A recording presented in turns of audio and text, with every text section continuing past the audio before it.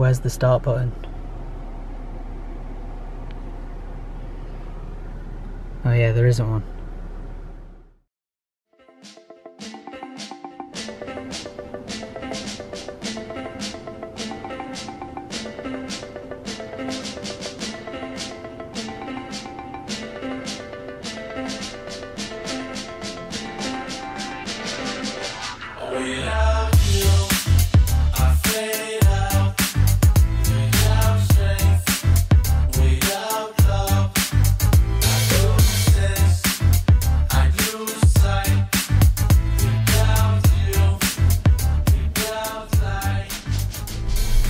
Hey guys, welcome to another video and welcome back to the Tesla.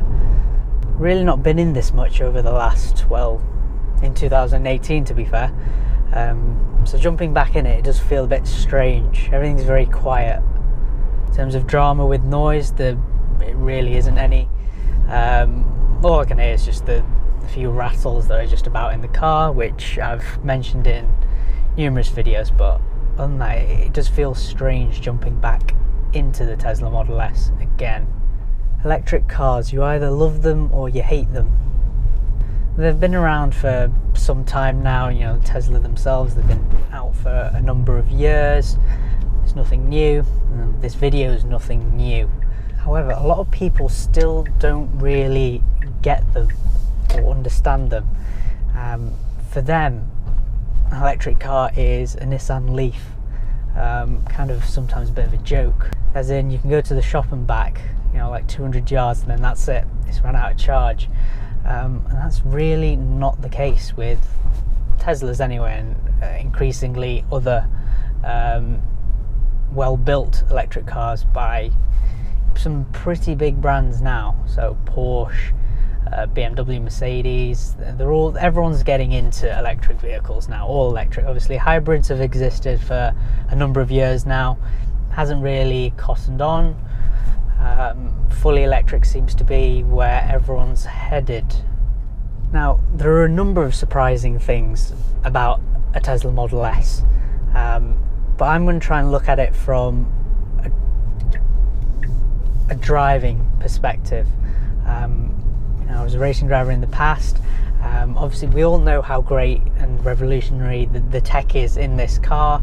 You'll have seen, you know, if you're on this video, you'll have seen the autopilot in action and this giant iPad screen and all the million different things you can do off it, some of the gimmicks that they've put on. That's not what this video is about. The two most surprising things for me are, you know, the two things that I notice each and every time that I jump in the car, and it's just so different to how you'd initially perceive it, expect it to be. I had a load of prejudices about electric cars and Teslas in particular, but I've slowly come around, and driving this, it's just so effortless and easy, and it's actually enjoyable as well, which I didn't expect for such a big car. First big thing is, you know, I kind of touched on it with the whole Nissan Leaf thing. The range, it's incredible. When you watch videos of the Tesla, chances are you find a lot about the P100D, so as well as great amounts of performance, you know, stupid amounts of performance actually, you don't actually, you know, that's at the very top end. Not everyone goes for a P100D, so this is a 75D, it's basically in the middle. It does have a smaller battery, but you know, the range isn't significantly less or anything. You know, in this particular model, you're looking at a range of about 260 miles, and depending on how long your daily commute is and what you use the car for, that's more than enough. The daily commute for this is literally 30-40 miles to work and back, which means you can go the entire week without actually having to plug in.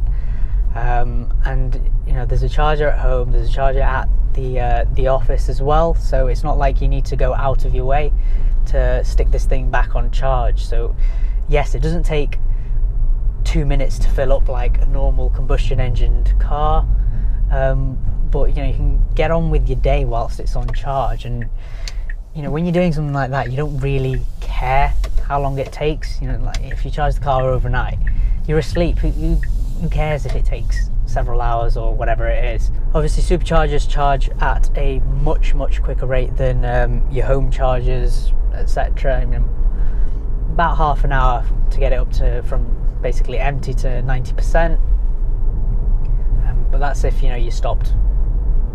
That's if you stopped mid-journey, etc. A lot of people do ask, the first question is, right, oh, but how often do you charge it? Like, do you ever run out? Don't you have range anxiety?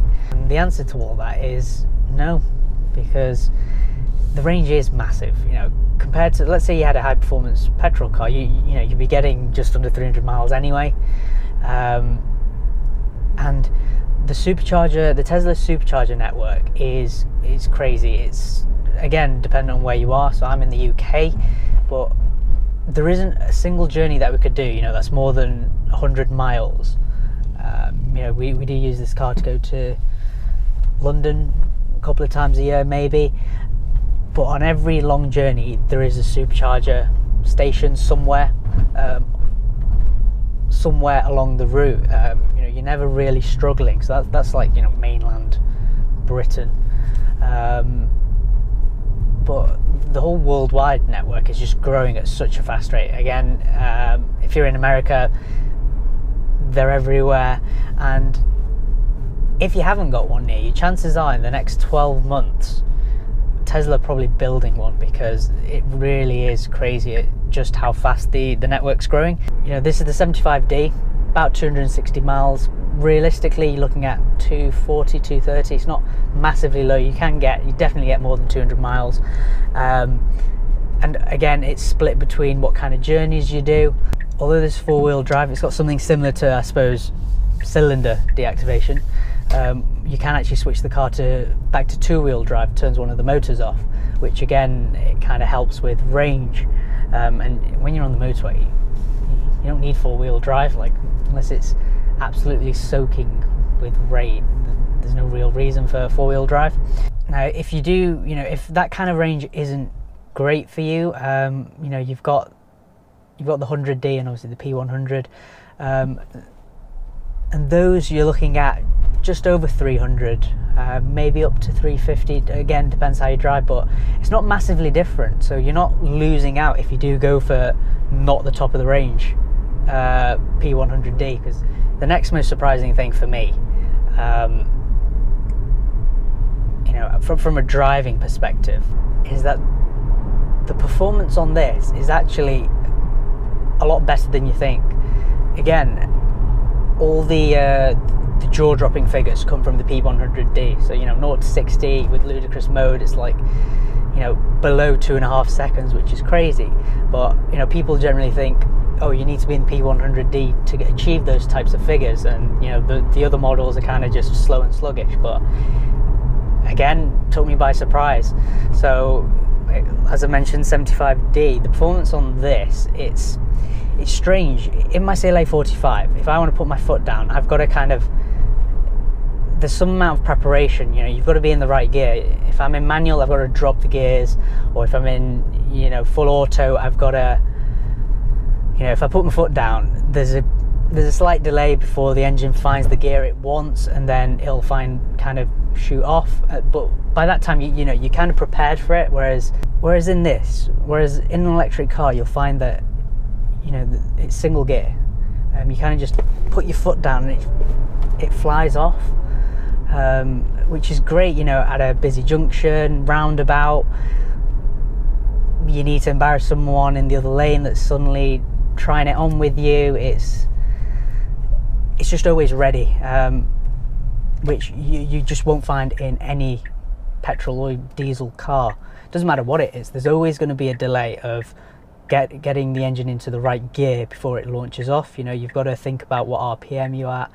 You need to think about getting the peak torque. That's the reason why you have to kind of drop down the gears. Whereas in this, peak torque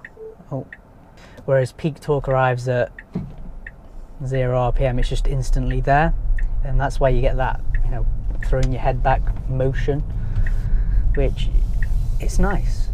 It fires off, which is I don't get bored of it. Like I said, I've not driven this car for a while, so it's a very surreal feeling. Like I said, there's no noise, so without any effort, drama, it just does its thing and shoots off. You know, my car, you've got the noises, the pops, etc., which, yeah, it's great if you like it, but when you just want to get on with your day. Yeah, the 0 to 60, the quoted 0 to 60 time on this is just under 5.5 seconds. Apologise for these roads. Yeah, just under 5.5 seconds. So that puts you in the territory of, you know, hot hatches, you know, GTIs, things like that, and you know, it'll beat them to 60, which is not, considering this car weighs over 2 tons. That's not bad. I know this is the 2017 75D. If you buy the 2018 75Ds, they've actually upped the performance. So 0 to 60 is slightly over 4 seconds, which then throws you into the territory of, you know, it'll be quicker than an S3.